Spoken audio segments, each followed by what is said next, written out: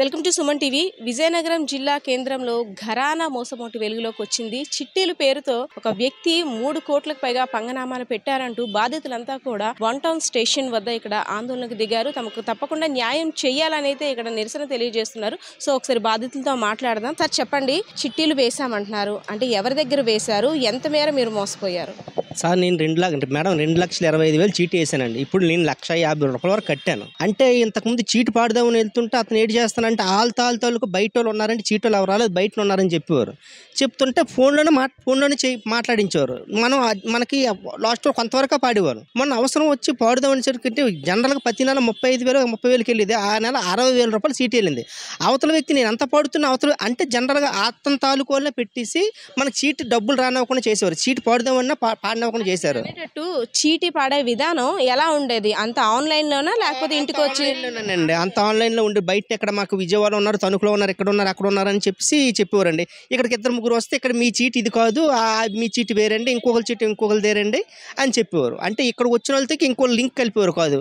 విజయవాడ, తణుకు, అన్నవరం, కట్టు, రాజమండ్రి మాకు ఉన్నదండి ఎక్కువ సీట్లని అక్కడేనండి అని చెప్పేవారు. సార్ అంటే తెలిసిన వ్యక్తి దగ్గర మోసపోయారా లేకపోతే ఏంటి? మీరు కట్టడానికి అంటే ఒక నమ్మకం ఉంటే కానీ ఒక దగ్గర చీటీ వేయం ఎవరి దగ్గరను. సో మీరు ఏ విధంగా నమ్మి ఆయన దగ్గర చిట్టీలు వేశారు ఇంత మొత్తం అమౌంట్? అంటే మాకు మా అక్క రైల్వే కాల్ ఉండవు. రైల్వే కాళ్ళని ఇల్లు సామాన్లు గట్టి ఇచ్చేవారండి. అంటే ఇన్స్టాల్మెంట్ మీద తెచ్చి ఏ సామాన్లు కంటే ఆ సామాన్లు ఇచ్చేవారు. మనకి ఏది కావాలని తెచ్చేవారు.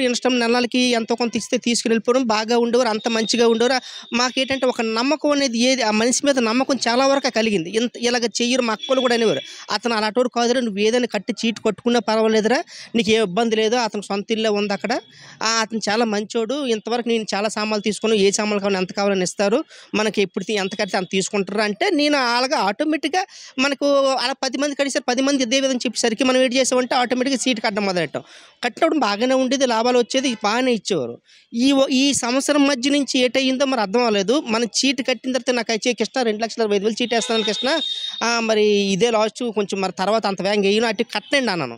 మరి అంత వేగంగా నేను వేయను, ఇది కడితే నువ్వు బాగుంటుంది అయితే అంటే నేను అలాగే ఇంకెందుకంటే కడతానండి, పిల్లలు పనికి వస్తుంది దానికైనా, నేను పాడుకుంటాను, అప్పుడు అవసరం అయితే పాడుకుంటాను అన్నాను.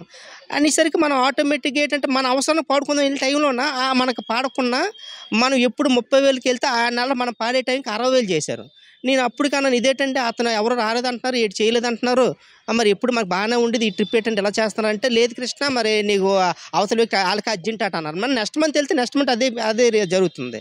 మరి మొన్న అక్కడ లాస్ట్లో మన కింద సార్ మాకు కరెక్ట్ కాదండి, నేను నా డబ్బులు నాకు ఇచ్చండి, మా ఆవిడ మిస్సెస్కి బాగోలేదు, నేను కట్టిన డబ్బులు నాకు ఇచ్చాను అన్న, మా మిస్సెస్ బాగోలేదు, ఆ హాస్పిటల్లో తీసుకెళ్ళాను, నెక్స్ట్ మంత్ సీట్ వేస్తాను, బుధవారం వేస్తాను, నువ్వు బుధవారం రా, నీకెందుకు నేను బుధవారం వస్తే నేనంటే నేను అంతకైనా ఇంకా లాభం లేదు, అంతకైనా పాడేసి మరి నా డబ్బు నాకు ఇచ్చేయండి అన్నాను. బుధవారం రానిసరికి మంగళవారం రాత్రి అతను చీరమ చూసరికి మంగళవారం రాత్రి సామాన్లు పట్టుకొని ఇక్కడి నుంచి మొత్తం ఫ్యామిలీ అంతా షిఫ్ట్ అయిపోయారండి. ఇల్లు మొత్తం ఖాళీ చేస్తారా? ఇంకేం ఖాళీ చేస్తారండి. ఒక్కొక్కరు ఒక అవసరం నిమిత్తం చిట్టీలు వేసుకుంటారు, వచ్చే మొత్తంతో ఇంటి అవసరాలు తీరుతాయని, అదేవిధంగా వచ్చే శ్రావణ మాసానికి అమ్మవారికి వస్తువు కొనుక్కొని పెట్టుకోవచ్చు, అదేవిధంగా పిల్లలకి పెళ్ళిళ్ళు చేయొచ్చు అనే ఉద్దేశంతో ఒక్కొక్క కష్టాన్ని కడతీర్చుకోవడానికి చిట్టీల రూపంలో ఇన్వెస్ట్ చేస్తూ ఉంటారు. సో బాధిత మహిళలు కూడా ఇక్కడ కన్నీరు పెట్టుకుంటున్నారు. అసలు ఏంటి మాకెందుకు ఇలా అయింది, ఇంత మొత్తం కష్టపడి రేయనక పగలనక కొంత మొత్తాన్ని ఒక దగ్గర పొదుపు చేసుకుందామంటే ఆఖరికి మా చేతికి వచ్చే టైంకి ఈ విధంగా జరిగిందని. అమ్మ చెప్పండి, మీది ఏరియా అమ్మ? మాది బొగ్గులది బావి ఏరియానండి. మా ముందునుంటాడు ఆయన, మేము వెనక్కుంటామండి. ఆయన ఫస్ట్ సామాన్లతో పరిచయం అయ్యాడండి, సామాన్లు తీసుకుంటూ అలాగా మంచిగా చేసి ముందు 3,000 చీటీ వేసానండి. దాని నుంచి నమ్మకం కలిగి 10,000 వేసామండి. 10,000 వేసేటప్పుడు ఇచ్చాడు, 3 లక్షలు ఇచ్చాడు. అప్పుడు ఇచ్చేస్తే ఇంకా అలాగే కదా అనేసి నేను మా పిల్లలతో కట్టించాను. పిల్లలు వాళ్ళే ఇచ్చేవాడండి, బాగానే ఇచ్చేవాడు, ఎప్పుడు ఇలా మోసం ఉండేది కాదు. ఏ టైంకి పాడామో ఆ టైంకి తెచ్చి ఇచ్చేవాడు. ఈసారి అండి మాది డిసెంబర్కి ఒకటి అయిపోయింది, జనవరిలో ఒకటి అయిపోయిందండి, ఇవ్వలేదు. అయితే ఇంటికి వెళ్ళి అడిగామండి, మాకు అవసరం ఇలాగా అన్న, ఏంటి ఇలా చేశారు అని అడిగితే, లేదమ్మా నేను వస్తున్నాను ఇచ్చేస్తాను, నాకు ఒంట్లో బాగాలేదు హాస్పిటల్లో ఉన్నానని చెప్తే నిజమే అనుకుంటాం కదండి. ఇంటికి వెళ్ళేవారేం కాదు, ఆయనే పాడేవాడు, ఆయనే ఇంటికి తెచ్చి ఇచ్చేవాడు, మేము డబ్బులు ఇచ్చేవారు, కరెక్ట్గా పట్టుకెళ్ళిపోయాడు, కరెక్ట్గా ఇచ్చేవాడండి. ఇక మొన్న డిసెంబర్ నుంచి అండి ఇలా చేశాడు. డిసెంబర్లో మా చీటీ ఒకటి అయిపోయిందండి, జనవరిలో ఒకటి అయిపోయిందండి, ఏప్రిల్కి ఒకటి అయిపోయిందండి. అయితే అన్నీ కలిపేసి మీకు ఏప్రిల్కి పేమెంట్ చేసేస్తాను అని చెప్పాడు. లేదు మాకు అవసరం అనేసి నేను జనవరి నుంచి అండి జూలై వరకు తిరిగాను. అమ్మ, ఈ బ్లాంక్ చెక్స్ ప్రామిసరీ నోట్స్ పట్టుకున్నారు, వాళ్ళు మీకు ఇచ్చారా, మీరు వాళ్ళ దగ్గర తీసుకున్నారా ఏంటి? ఈ బుక్స్ కూడా ఉన్నాయి, ఒకసారి బుక్స్ చూపించండి. ఈ విధంగా స్కీమ్ డబ్బులు కలెక్ట్ చేసుకునేవా? దీని విధంగా రాసి కలెక్షన్ చేసుకునేవారండి. డబ్బులు లేనప్పుడు ఫోన్పే చేసేవారండి. ఇది డబ్బులు తీసుకున్నామండి. అప్పు ఇచ్చాడు మా తమ్ముడు. అప్పిస్తే ఇక నోటు ఇచ్చాడు, చెక్ బుక్ ఇచ్చాడు ఆ బాబుకి. రూపాయి కూడా ఇవ్వలేదు. ఈ బాబుది 9,50,000, 4 చీటీలు, క్యాష్ 5 లక్షలు ఇచ్చాడు ఆ బాబుకి. ఇది మేము చీటీలేనండి, 4 చీటీలు వేసాను. అంటే చిట్టీలే కాకుండా కొంత మొత్తం అప్పుగా కూడా తీసుకునేవా? వాడేవాడండి, అప్పుగా వాడేసుకుండేవాడు. సామాన్లు ఇచ్చేవాడు కదా, మనం ఎప్పుడు ఇచ్చినా ఊరుకుండేవాడు కదా. మంచి ఆయన ముందు అందరికాడ మంచి తెచ్చుకున్నాడండి. అలాంటి ఆయన కాదు అని జనాల్ని గ్రిప్లో పెట్టాడు. గ్రిప్లో పెట్టి ఒక్కసారి నమ్మకం అంతా పోయి డిసెంబర్ నుంచి జనాలు పాటలు పాడిన పాట అయిపోయిన ఎవ్వరికి ఇవ్వలేదండి సీటీలు. పాటకి వెళ్ళినా సరే పెంచేస్తాడు. 30,000 చీటీకి 15,000 పాట అవుతుందా? సకానికి సగం. మరి మనం ఏం చేసుకుంటే అవసరం తీరదు కదా అని వచ్చేస్తారు కదా జనం. అలా చేశాడండి ఈయన. వెతటోళ్ళతో పాడించడం. ఎస్, ఒక్కొక్కరిది ఒక్కో బాధ. నిజంగా వాళ్ళ బాధ చూస్తుంటే వర్ణాతీతం. ఒక మహిళ అయితే అంటే ఏజ్లో వచ్చేసరికి ఆరోగ్య సమస్యలు తలెత్తే, దేనికైనా ఆరోగ్య సమస్యలు తీర్చుకోవడానికే పనికొస్తాయి, ఎవరి దగ్గర చేయి చాపకుండా మా డబ్బులు మాకు వస్తాయి అనే ఆలోచనతో కూడా చిట్టీలు కట్టారు. ఒకసారి మాట్లాడదాం. అమ్మ, ఎక్కడి నుండి వచ్చారు? విజయనగరం అండి, రైల్వే నౌకవాలి. నా పేరు ఈశ్వరమ్మ. ఆయన ఫస్ట్ మాకు 25 సంవత్సరాల నుంచి పరిచయం. అంతకుముందు ఏవైనా స్కీమ్ మీద సామాన్లు తీసుకుంటేవారము. ఒక 4 సంవత్సరాల క్రితం ఒకటి దివాన్ కాట్ ఒకటి తీసుకున్నాము.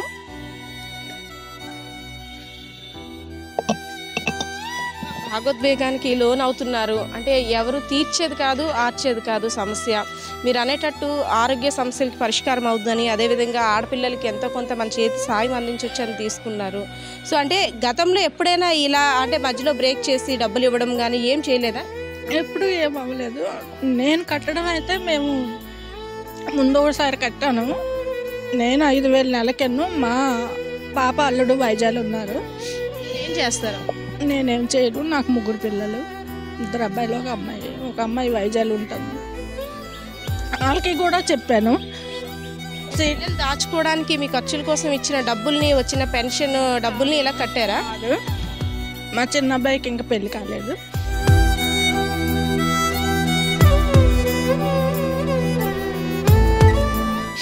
అబ్బాయి కంపెనీలో చేస్తున్నాడు, చదువుకున్నాడు, జాబ్ లేదు. అబ్బాయి కోసం అనేసి చీటీ కలిపాను. నెలకు 10,000 రూపాయలు నాకు ఇచ్చివాడు. 10,000 రూపాయలు అలాగే ఇచ్చాను వెంకట్రావుకండి. ఈ చీటీలు వెంకట్రావుకి.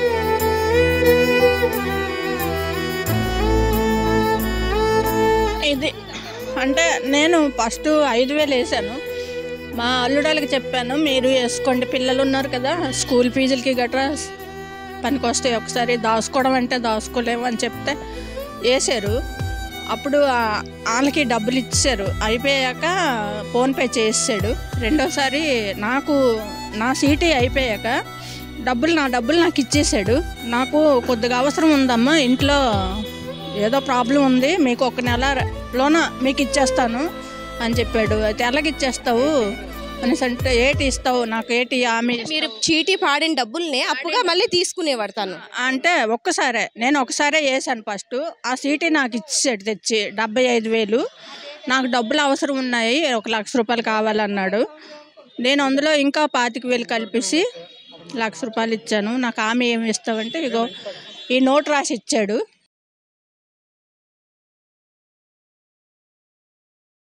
మా పిల్లలకు తెలియకుండా వేసాను. ఇంట్లో తిడుతున్నారు రోజు 10 రోజుల నుంచి. అమ్మ, మీరు ఎక్కడి నుండి వచ్చారు? అంటే చూస్తున్నాం చిన్నపిల్లల గురించి హడావిడి పడుతున్నారు, ఫీజులు కట్టాలి, ఆ అమౌంట్ వచ్చిన తర్వాత పిల్లలకి ఎంతో కొంత మేము ఇన్వెస్ట్ చేసుకోవాలని అనుకుంటున్నాము. ఎక్కడి నుండి వచ్చారు? అసలు ఎంత మొత్తంలో మీరు పే చేస్తారు? 4,50,000 అండి. ఫీజు కట్టడానికి కానీ పిల్లలకి కానీ చీటీ వేసాము. వాడు ఎత్తుకొని వెళ్ళిపోయాడు. మొత్తం ఫ్యామిలీ అంతటా ఇందులో ఇన్వాల్వ్ అయ్యారంట, లేదంటే ఓన్లీ ఎవరి దగ్గర అయితే చీటీ కేవలం ఒక్క వ్యక్తికే మీరు పే చేశారా, ఇంకా ఒక టీం ఏమైనా ఉండేదా, ఎలా ఉంది? వాళ్ళ పాప తను ఫ్యామిలీ అందరూ కలిసే ఉండారు, కలిసి చేసాం. పాప వాళ్ళ డాడీ ఇద్దరు కలిసి వేశారు.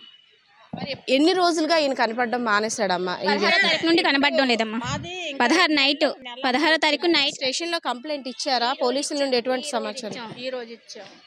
ఈ మధ్యన వస్తారని చూసాము, రాలేదు. అందుకని కంప్లైంట్ ఇవ్వడానికి నిన్న ఈ రోజు వచ్చాం. నేను మొన్నటి వరకు 20వ తారీఖున కూడాను నేను ఫోన్ చేశాను. అంటే సీటీకి డబ్బులకి రాలేదేమి అని. ఇంకా రెండే ఉన్నాయి కదా, మనం లేట్ చేస్తే మన సీటీ వచ్చినప్పుడు కూడా మనకు అలాగ ఇబ్బంది పెడతాడేమని ఫస్ట్ కట్టిసి ఇవ్వరు 10వ తారీఖులో. మీరు ఏ విధంగా న్యాయం కోరుకుంటున్నారు? మీ డిమాండ్ ఏంటి? మీ సమస్య ఏ విధంగా పరిష్కారం? మేము కట్టిన డబ్బులు మాకు ఇస్తే చాలు.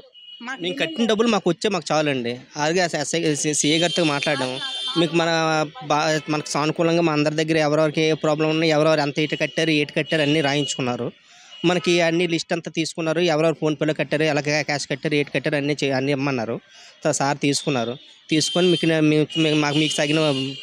తగిన హామీ చూసుకుంటాం, మీకు బాగా మీకు ఎంతవరకు అవి చేయగలం అంతవరకు చేస్తామని చెప్పారు సార్.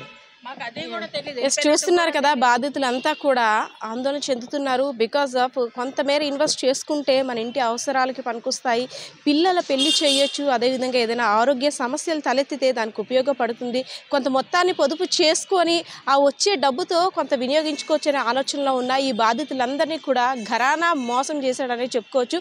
అయితే ఏదైతే ఆ చిట్టీలు వ్యాపారాన్ని పట్టుకొని మా సమస్యకు పరిష్కారం చూపించండి, మా డబ్బులు మాకు ఇప్పించండి అని వేడుకుంటున్న పరిస్థితి అయితే ఇక్కడ కనిపిస్తుంది. కెమెరా పర్సన్ శ్రీనివాస్తో పద్మ, సుమన్ టీవీ, విజయనగరం.